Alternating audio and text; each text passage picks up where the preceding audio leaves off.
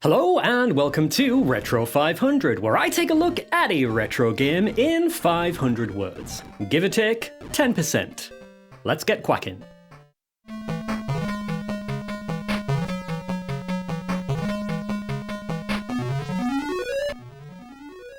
I'm not the smartest man alive, but if I've learned one thing from video games, it's that you should never, ever frolic in a field of flowers, because if you do, feathers can and will fly.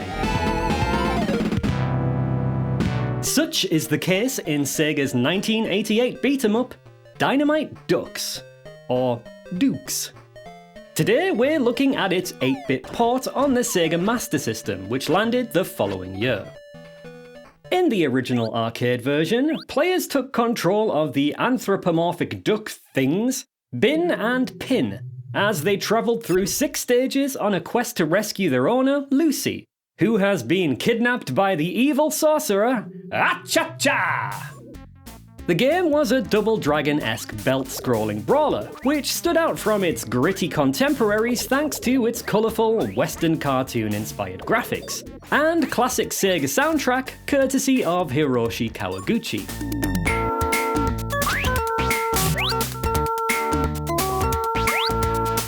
Sega changed things up when Dynamite Dux migrated to the Master System, removing a stage, giving Pin the middle finger entirely, and rewriting Bin as Lucy's once-human boyfriend, Michael. Michael Bin. Acha-Cha presumably transforms Michael into a duck before he kidnaps Lucy because a duck can't legally testify in court.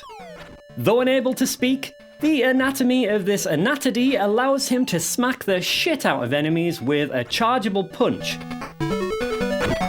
as well as being able to wield an entire arsenal of weapons such as machine guns,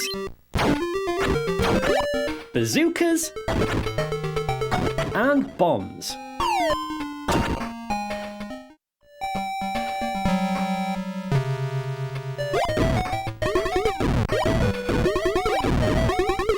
It quickly becomes apparent that a lot of cuts had to be made in order to fit this game onto a 2 megabit cartridge. Aside from the obvious 8-bit musical downgrade and missing level, stages are lacking a lot of detail, a few weapons are missing such as the flamethrower, and all of the sprites have been shrunk down. Despite this, the Master System port makes a valiant effort to recreate the arcade experience. Dynamite Dux is faster than your average beat-em-up as enemies go down in 1 or 2 hits. But what they lack in HP, they make up for in number, and this is likely one of the reasons for the smaller sprites.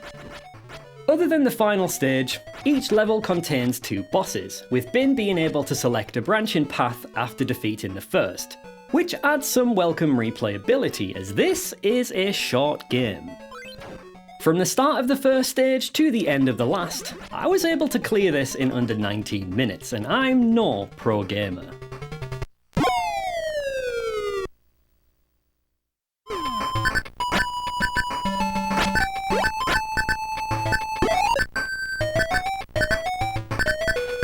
A bit too much fat was trimmed from this bird on its porting journey, and it ends up losing a lot of the 80s Sega charm that made it unique in the arcades.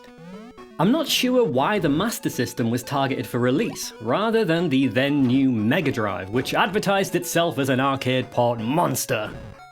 Much like Altered Beast and Golden Axe, it wouldn't have been arcade perfect, but I'm sure we'd at least have 2 players, bigger sprites, and a lovely FM soundtrack.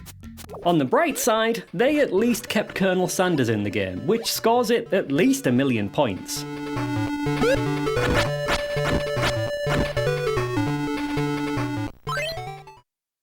Hey, thank you so much for watching this episode of Retro 500, I hope you enjoyed it. If you did, please consider doing us a like, maybe even a subscribe, and you can touch my bell should you wish. If you feel that there's anything that I missed, please let me know down in the comments, but until next time, take care of yourselves and goodbye.